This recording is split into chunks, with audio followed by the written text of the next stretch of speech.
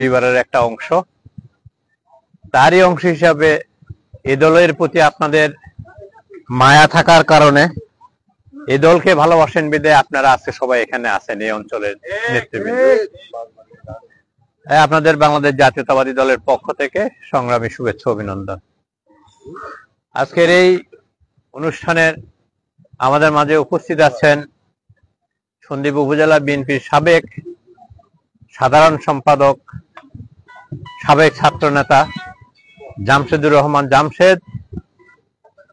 উপস্থিত আছেন পৌরসভা বিএনপির সদস্য সচিব, সাবেক ছাত্র নেতা আবুল বশর। উপস্থিত আছেন উপজেলা বিএনপির যুগ্ম আহ্বায়ক কাজী এমদাদুর রহমান আলমগীর। উপস্থিত আছেন আমাদের যুবদলের আইকন, চট্টগ্রাম উত্তর জেলা বিএনপির 1 নম্বর যুবদলের 1 নম্বর সহসভাপতি ফুরকান উদ্দিন রিজভী। উপস্থিত আছেন সন্দ্বীপ উপজেলা বিএনপির সদস্য লিটন ভাই। উপস্থিত আছেন আমাদের সেলিম ভাই, যিনি রহমতপুর বিএনপির সহসভাপতি। উপস্থিত আছেন বাউরিয়ার বিএনপি সহসভাপতি আমাদের হানিফ ভাই। উপস্থিত আছেন আমার ছাত্র দলের, যুবদল, স্বেচ্ছাসেবক দলের নেতৃবৃন্দ।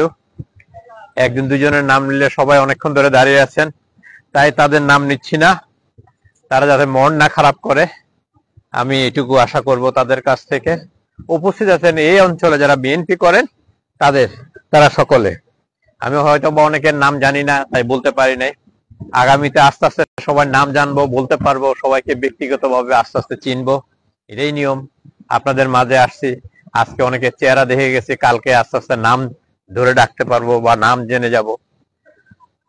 আসলে বক্তব্য কিছু নেই এখানে। আমাদের যারা বক্তব্য দিয়েছেন তারা অনেক ভালো জানেন বিদায় ভালো ভালো কথা বলেছেন। যে কথাগুলি হয়তো বা আমি বলতাম সে কথাগুলি তারাই বলে গেছেন, কিন্তু আমি শুধু 2-1টি কথা বলবো। যেমন বিএনপি এমন একটি রাজনৈতিক দল, 1975 সালে 15ই আগস্টে শেখ মুজিবুর রহমানের হত্যার মধ্যে দিয়ে যখন বাংলাদেশের ঘনঘটা দুরূহ অবস্থা, সে সময় শহীদ রাষ্ট্রপতি জিয়াউর রহমানের আবির্ভাব হয়। বাংলাদেশের মানুষের মুখে দুবেলা অন্ন এবং বাসস্থান এবং বস্ত্র ব্যবহার, খাদ্য দ্রব্য এবং বস্ত্রের ব্যবস্থা করেছেন শহীদ রাষ্ট্রপতি জিয়াউর রহমান। সেইখান থেকে এই দেশের মানুষ জিয়াউর রহমানকে এখনো ভুলতে পারে নাই। সেই জিয়াউর রহমান যখন এদেশের কৃষি বিপ্লব ঘটিয়েছেন, এদেশের শিল্প বিপ্লব ঘটিয়েছেন, গার্মেন্টসের বিপ্লব ঘটিয়েছেন, আমরা যারা আজকে যে জামা কাপড়গুলি পরে আছি এই দেশেই এই জামা কাপড়গুলি উৎপাদন হয় শুধুমাত্র শহীদ রাষ্ট্রপতি জিয়াউর রহমানের কারণে।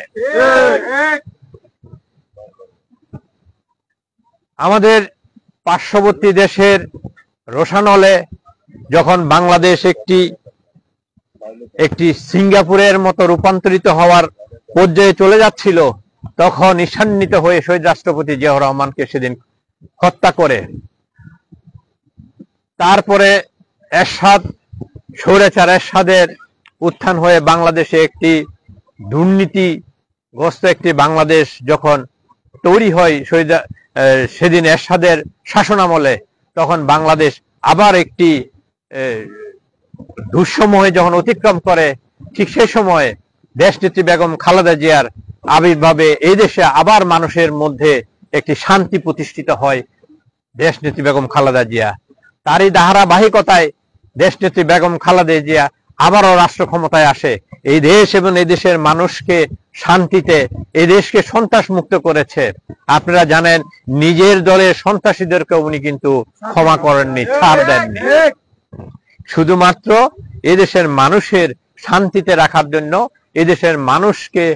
এদেশের মানুষের খাদ্য এবং স্বয়ংসম্পূর্ণ করার জন্য উনি বাংলাদেশে এবং আবার একটি শিল্প বিপ্লব ঘটিয়েছেন।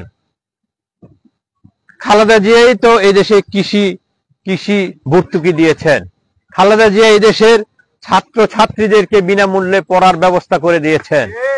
খালেদা জিয়া এই দেশের গবাদি পশু পাখি পালনের জন্য উনি এদেশের মানুষের পাশে সাধারণ মানুষের পাশে ঋণ দিয়ে গবাদি পশু পাখি থেকে শুরু করে শিল্প বিপ্লব ঘটিয়েছেন খালেদা জিয়ায়। আবারও যখন ফ্যাসিস্ট শেখ হাসিনা 15 বছর এদেশের মানুষের কথা বলার অধিকার কেড়ে নিয়েছে, বাক স্বাধীনতা করে নিয়েছেন, এদেশে মানুষের সম্পদ লুট করেছেন, এদেশের মানুষের সম্পদ লুট করে বিদেশে পাহাড় গড়িয়েছেন, ঠিক তেমনি করে আবারও শহীদ রাষ্ট্রপতি জিয়াউর রহমানের সন্তান খালেদা জিয়ার সন্তান তারেক রহমানের নির্দেশনায় তারেক রহমানের হাত শক্তিশালী করে এই দেশে আবার বিপ্লব ঘটিয়েছেন এবং শেখ হাসিনাকে বিতাড়িত করেছেন তারেক রহমানের নেতৃত্বে। এবং সেই নেতৃত্বকে আমরা আগামী দিনে আরো শক্তিশালী করার জন্য আপনাদেরকে তারেক রহমানের পাশে থাকতে হবে, বিএনপির পাশে থাকতে হবে এবং মানুষের কাছে যেতে হবে যে বিএনপিকে আবার আপনারা একটি ভোট দিয়ে এদেশের মানুষের মুখে আবার যাতে করে শান্তিতে বসবাস করতে পারে, দুবেলা পেটে ভাতে থাকতে পারে, আপনাদেরকে সেই দাওয়াত নিয়ে সাধারণ মানুষের পাশে যেতে হবে। বিএনপি কোনো মিথ্যা আশ্রয়ের কথা বলে না, বিএনপি মুনাফিকের রাজনীতি বিশ্বাস করে না। যারা মুনাফিকের রাজনীতি বিশ্বাস করে, আমার আগের বক্তা বলে গেছেন যে দাড়ি পাল্লায় ভোট দিলে বেহেশত কনফার্ম। আরে বেহেশতে কে যাবে কে যাবে না সেটা তো আল্লাহ জানেন, এটা আমি আপনি জানি?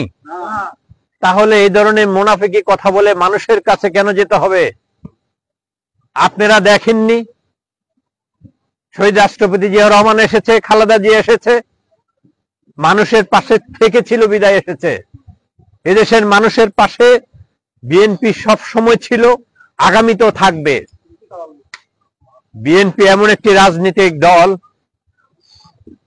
শুধু বাংলাদেশে নয়, এই সন্দ্বীপের বুকে যারা সন্ত্রাসী কর্মকাণ্ড করবে তাদেরকে ছাড় দেওয়া হবে না। যারা এদেশে মাদকের সাম্রাজ্য গড়ে তুলবে, এদেশের যুব সমাজকে ধ্বংস করবে, বিএনপি তাদেরকে প্রতিহত করবে।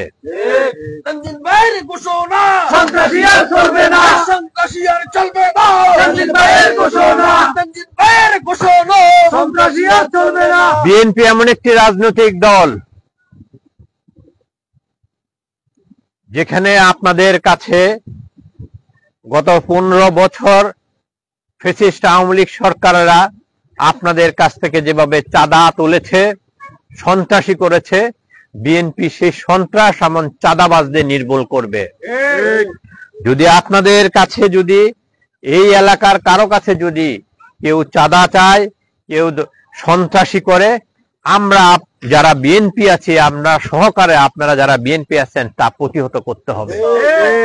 তাই আগামী দিনে একটি সুন্দর সন্দ্বীপ হওয়ার জন্য আমরা আপনারা সবাই মিলে মানুষের ধারে ধারে যেতে হবে, মানুষকে বুঝাতে হবে যে বিএনপি ক্ষমতা আসলে সন্দ্বীপে সন্ত্রাস থাকবে না, সন্দ্বীপে চাঁদাবাজ থাকবে না, সন্দ্বীপে মাদকের সাম্রাজ্য হবে না, সন্দ্বীপের মানুষ যাতে শান্তিতে বসবাস করতে পারে, আমরা সেরকম ব্যক্ত নিয়ে মাঠে থাকবো ইনশাল্লাহ। এবং শুধু আমরা না, আমরা যারা এখানে সবাই বসবাস করি, আমরা সবাই ঐক্যবদ্ধ থেকে এগুলিকে প্রতিহত করতে হবে এবং এই সন্দ্বীপের মানুষকে শান্তিতে বসবাস করার জন্য, বুক ফুলে কথা বলার অধিকার দেওয়ার জন্য আমরা সবাই ঐক্যবদ্ধ থাকবো ইনশাআল্লাহ। তাই আপনাদের সবাইকে দীর্ঘ সময় ধরে দাঁড়িয়ে আছেন, বিকাল 4টায় প্রোগ্রাম করার কথা ছিল, আমরা পারিনি। কি কারণে পারি নাই? আমাদের সন্দ্বীপের 7টা তাজা প্রাণ সড়ক দুর্ঘটনায় মৃত্যুবরণ করছে। আমরা তাদের রুহের মাগফিরাত কামনা করার জন্য দোয়া করেছি ওখানে গিয়ে, এবং সন্দ্বীপের তারা গর্বিত সন্তান, কারণ বাংলাদেশে তাদের রেমিডেন্স এবং সন্দ্বীপের মানুষ যেটা রেমিডেন্সের জন্য বাংলাদেশে সারা বাংলাদেশের মধ্যে সন্দ্বীপ 1 নম্বর। তাই সেই সন্দ্বীপেরই 7টা তাজা প্রাণ চলে গেছে। আমরা সারা সন্দ্বীপবাসী মর্মাহত, যার কারণে আমরা অনেক কর্মসূচিকে বন্ধ করে তাদের পাশে দাঁড়িয়েছে, তাদেরকে সান্ত্বনা দেওয়ার জন্য আমরা সেই বিকাল থেকে এই রাত 7টা পর্যন্ত ওদের বাড়িতে বাড়িতে গিয়ে তাদের জন্য, তাদের রুহের মাগফিরাত কামনার জন্য আমরা দোয়া করে এসেছি এবং আপনারা তাদের জন্য দোয়া করবেন, এটাই বলে আজকের মতো এখানে বিদায় নিচ্ছি। ধন্যবাদ আপনাদের সবাইকে বাংলাদেশ জাতীয়তাবাদী দলের পক্ষ থেকে আবারও রক্তিম শুভেচ্ছা অভিনন্দন জানিয়ে এবং দেশনেত্রী বেগম খালেদা জিয়া, শহীদ রাষ্ট্রপতি জিয়াউর রহমানের জন্য দোয়া করার জন্য অনুরোধ জানিয়ে আমি আমার বক্তব্য শেষ করছি। খোদা হাফেজ। বাংলাদেশ।